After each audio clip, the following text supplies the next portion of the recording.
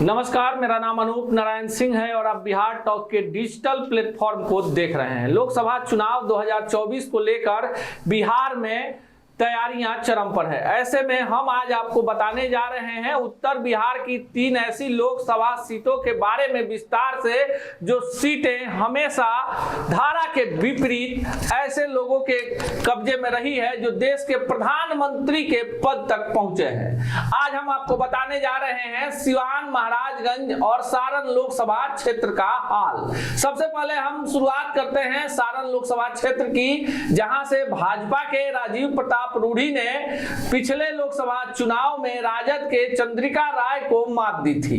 इससे पहले इसी सीट से राजीव प्रताप रूढ़ी ने बिहार की पूर्व मुख्यमंत्री राबड़ी देवी को चुनाव हराया था। लेकिन उसके पहले के लोकसभा चुनाव में राजद सुप्रीमो लालू प्रसाद यादव ने कांटे की टक्कर में विपरीत परिस्थितियों में राजीव प्रताप रूढ़ी को धूल चटा दी थी। अब सारण में क्या परिस्थितियां बन रही हैं, इस पर आज चर्चा करेंगे और आपको बताएंगे कि कौन कौन से टिकट के दावेदार हैं दोनों दलों से, दोनों गठबंधनों से, और वर्तमान में क्या स्थिति है। सबसे पहले आप सारण लोकसभा क्षेत्र के गणित को समझिए। सारण लोकसभा क्षेत्र में 6 विधानसभा क्षेत्र आते हैं, जिसमें सोनपुर, गरखा सुरक्षित, परसा, अमनौर, मढ़ौरा और छपरा सदर सीटें हैं। 6 सीटों में 2 सीटें भाजपा के पास है, अमनौर और छपरा सदर, जबकि 4 सीटों पर राजद का कब्जा है। सारण लोकसभा के क्षेत्र के अंतर्गत आने वाले 6 विधानसभा क्षेत्रों में जो राजद के 4 विधायक हैं, उसमें 2 मौजूदा सरकार में, बिहार सरकार में मंत्री हैं। मढ़ौरा से विधायक जितेंद्र कुमार राय बिहार सरकार में कला संस्कृति और खेल विभाग के मंत्री हैं, जबकि गरखा सुरक्षित क्षेत्र से राजद विधायक सुरेंद्र राम मौजूदा महागठबंधन सरकार में श्रम मंत्री हैं। बाकी जो 2 सीटें बीजेपी के पास है, एक सीट अमनौर है जहां के खुद राजीव प्रताप रूढ़ी रहने वाले हैं, और यहां से कृष्ण कुमार सिंह उर्फ मंटू सिंह पटेल भाजपा के विधायक हैं, जबकि छपरा सदर से CL गुप्ता जो हैं वो विधायक हैं। अब इस बार क्या होगा, जैसी चर्चा है कि राजीव प्रताप रूढ़ी का टिकट कट सकता है, जैसी हवा बनी है, जैसा चल रहा है, लेकिन राजीव प्रताप रूढ़ी कहते हैं कि विरोधियों की साजिश है, ऐसी कोई चर्चा नहीं है, भाजपा का भी कोई नेता नहीं बोलने वाला है। अब ऐसे में सवाल उठता है कि अगर राजीव प्रताप रूढ़ी का टिकट कट जाता है तो सारण लोकसभा क्षेत्र से बीजेपी किस पर दाव लगा सकती है। तो जो नाम है जिस पे चर्चा है, इसको फाइनल नहीं माना जा सकता है। एक नाम है जनार्दन सिंह सिग्रीवाल का, जिनका भी टिकट, जो महाराजगंज के सांसद हैं और उनके टिकट को लेकर भी उहापोह की स्थिति है। जनार्दन सिंह सिग्रीवाल जलालपुर से विधायक हुआ करते थे और पहली बार निर्दलीय जीते थे, दूसरी बार भाजपा के टिकट पर जीते, और बिहार में जब नीतीश कुमार की अगुवाई में सरकार बनी तो कला संस्कृति मंत्री बनाए गए। दूसरी बार जब चुनाव जीते छपरा से तो इन्हें श्रम मंत्री बनाया गया। अब गणित को समझना भी होगा कि मौजूदा समय में श्रम विभाग और कला संस्कृति खेल विभाग जो है छपरा के ही विधायकों के पास है। तो अगर राजीव प्रताप रूढ़ी का टिकट कटता है तो ऐसे में दावेदारों में जनार्दन सिंह सिग्रीवाल और तरैया से विधायक हैं जनक सिंह, उनके नामों पर चर्चा हो सकती है, लेकिन फिलहाल ऐसी संभावना नजर नहीं आ रही है। राजद की तरफ से क्या होगा, चंद्रिका राय से अब राजद के संबंध तल्ख हो चुके हैं। चंद्रिका राय जदयू में हैं और लालू परिवार इस अपनी परंपरागत सीट को छोड़ने को तैयार नहीं है। चर्चा है कि यहां से राजश्री यादव, जो तेजस्वी यादव की पत्नी है, वो चुनाव लड़ सकती हैं। अगर वो चुनाव नहीं लड़ेंगी तो लालू परिवार का ही कोई चुनाव लड़ेगा सारण लोकसभा क्षेत्र से।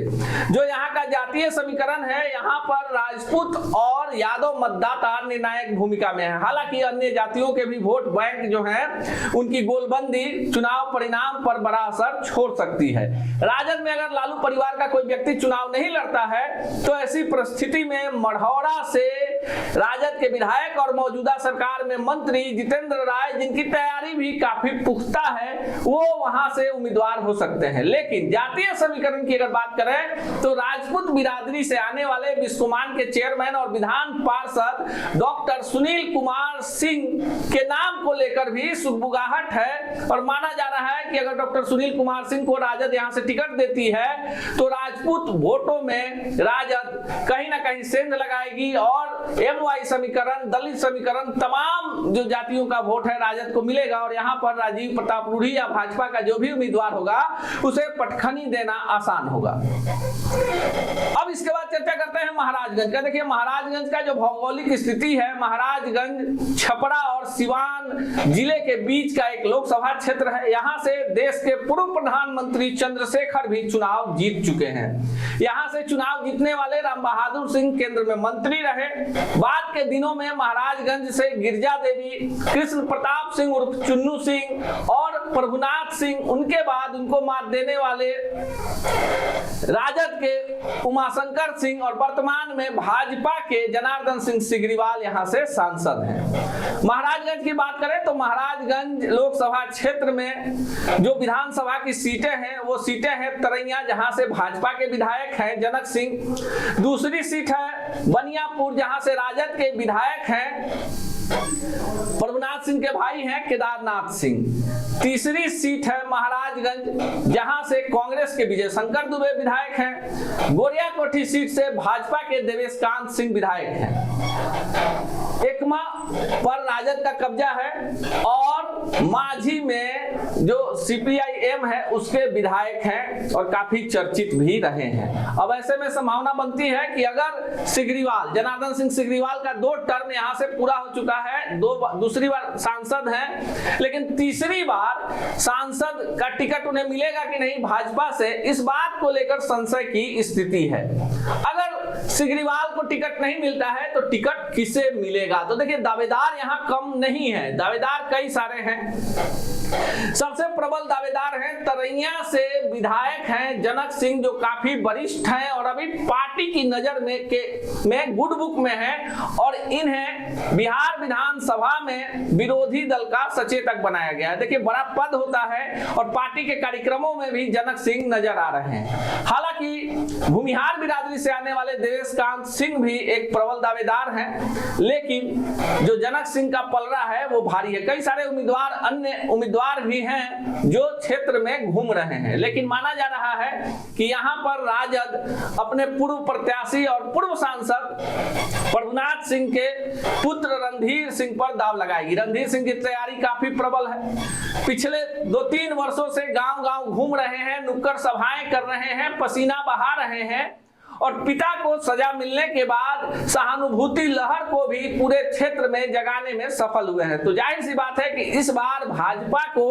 अगर मोदी लहर की बात छोड़ दे तो महाराजगंज में नाको चने चबाना पड़ेगा और प्रत्याशी के चयन में काफी ईमानदारी बरतनी पड़ेगी। हालांकि जो हमारे सूत्र हैं, जो राजनीतिक सूत्र हैं, वो बता रहे हैं कि जनार्दन सिंह सिग्रीवाल जो है वो महाराजगंज से ही चुनाव लड़ना चाहते हैं। ऐसे में महाराजगंज में फिर भाजपा और राजद के बीच कांटे की टक्कर होगी। तीसरी सीट जिसकी हमने चर्चा की थी वो सीट है सिवान। देखिए सिवान बिहार के 40 लोकसभा क्षेत्रों में एकमात्र ऐसा सीट है जहां पर किसी भी पार्टी का उम्मीदवार तय नहीं है। किसे टिकट मिलेगा ये कोई अभी नहीं कह सकता है, क्योंकि दावेदार इतने प्रबल हैं कि यह कहना जल्दबाजी होगी कि किसे टिकट मिलेगा। अगर बात महागठबंधन की करें तो वर्तमान में यहां से जदयू की कविता सिंह सांसद है और पार्टी की एकमात्र महिला सांसद हैं। उनके पति अजय सिंह का इस क्षेत्र पर बड़ा प्रभाव है, राजपूत बिरादरी से आते हैं और जो जातीय समीकरण है उसमें भूमिहार, राजपूत, मुस्लिम, यादव चारों जातियों का प्रभाव है। ऐसे में कविता सिंह जदयू की तरफ से उम्मीदवार होंगी ऐसी संभावना बन रही है, लेकिन अब राजद भी साथ आ गया है और जिसे कविता सिंह ने पिछले लोकसभा चुनाव में हराया था, पूर्व सांसद शहाबुद्दीन की पत्नी हिना साहब को, वो भी तैयारी में लगी हुई है। हालांकि राजद से उनके संबंध फिलहाल काफी तल्ख है। राजद में कई सारे दावेदार हैं जिसमें टुन्ना जी पांडे, देखिए वो भाजपा में थे और कई सारी तस्वीरें उनकी वायरल हुई राजद अध्यक्ष जो राजद के सर्वेसर्वा हैं लालू प्रसाद यादव के साथ, लेकिन हाल में उनके पुत्र जो हैं वो लोजपा रामविलास में शामिल हो गए। अब ये माना जा रहा है कि दोनों तरफ की संभावनाएं जो हैं टुन्ना जी पांडे जगा कर रखे हुए हैं। उनके भाई जो हैं राजद के विधायक हैं बड़हरिया से। महागठबंधन की बात हमने कर ली, अब बात कर लेते हैं एनडीए के तरफ से कौन उम्मीदवार होगा, तो एनडीए की तरफ से जो सबसे प्रबल दावेदार हैं वो हैं ओम प्रकाश यादव, जो यहां से पहली बार निर्दलीय और दूसरी बार भाजपा के टिकट पर चुनाव जीत चुके हैं। ओम प्रकाश यादव का अपना प्रभाव है। हालांकि विधानसभा चुनाव हारने के बाद 2020 में विधानसभा का चुनाव लड़ गए थे ओम प्रकाश यादव और चुनाव हार गए, तब से पार्टी में उनकी पूछ घट गई है। ओम प्रकाश यादव भी लंबे वक्त से चुनावी तैयारी कर रहे हैं, लेकिन संभावना ये व्यक्त की जा रही है कि मंगल पांडे जो स्वास्थ्य मंत्री रहे भाजपा कोटे से और इसी जिले के रहने वाले हैं, वो भी तैयारी में लगे हुए हैं।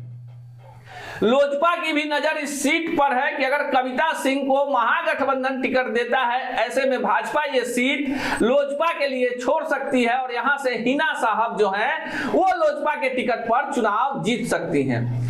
सिवान का समीकरण जो है इस बार दोनों तरफ से फंसा हुआ है और महाराजगंज में फिर एक बार राजपूत और भूमिहार मतदाताओं की गोलबंदी जो होगी काफी निर्णायक होगी। महाराजगंज में सच्चिदानंद राय एक बड़ा एंगल बनाने में अगर कामयाब होते हैं तो चुनाव परिणाम अलग हो सकता है। सच्चिदानंद राय की भी चुनावी तैयारी है और जन सुराज प्रशांत किशोर की जो पार्टी है उसके बैनर तले वो अपने काम में लगे हुए हैं और माना जा रहा है कि सच्चिदानंद राय भी महाराजगंज से चुनाव लड़ सकते हैं, ऐसी तैयारी है। फिलहाल सारण, महाराजगंज और सिवान के लोकसभा क्षेत्रों में जिस तरह से प्रत्याशियों की भीड़ है, प्रत्याशियों का चयन ही जीत की बुनियाद रखेगा। इसी तरह बिहार की तमाम लोकसभा सीटों का हम आकलन करेंगे पूरी ईमानदारी के साथ और आपको बताएंगे कि क्या संभावनाएं चल रही है। देखते रहिए बिहार टॉक के डिजिटल प्लेटफॉर्म को। ऐसे ही खबरों के लिए जुड़े रहिए बिहार टॉक से। यूट्यूब पर लाइक और सब्सक्राइब करें, बेल आइकन जरूर दबाएं। फेसबुक, ट्विटर और इंस्टा पर फॉलो करें। धन्यवाद।